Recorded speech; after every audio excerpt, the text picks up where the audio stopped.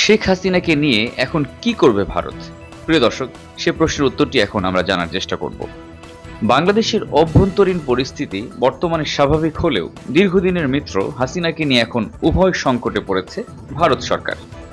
British সংবাদ মাধ্যম বিবিসির এক প্রতিবেদনে বলা হয়েছে, ভারতে শেখ হাসিনার অবস্থান দীর্ঘায়িত হওয়ার বিষয়টি বাংলাদেশের নতুন অন্তর্বর্তীকালীন সরকারের সঙ্গে দিল্লির শক্তিশালী সম্পর্ক গড়ে তোলার ক্ষেত্রে চ্যালেঞ্জ সৃষ্টি করছে।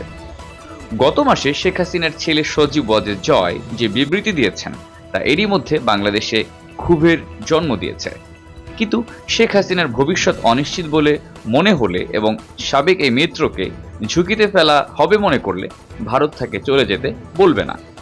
দেবপ্রিয় ভট্টাচার্য বলেন, ভারত শেখ হাসিনাকে কিভাবে আতিথেয়তা করছে তাতে কিছু যায় আসে না, কিন্তু সেখানে থেকে তিনি কিভাবে দেশের অভ্যন্তরীণ বিষয়ে হস্তক্ষেপ করেন তা বাংলাদেশিদের কাছে গুরুত্বপূর্ণ।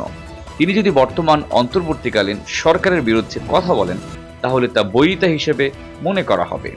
আর দিল্লির কূটনীতিকরা আশা করছেন ভারতের দিকে না তাকিয়ে শেখ হাসিনা নিজেই নিজের বিষয়ে সিদ্ধান্ত নেবেন।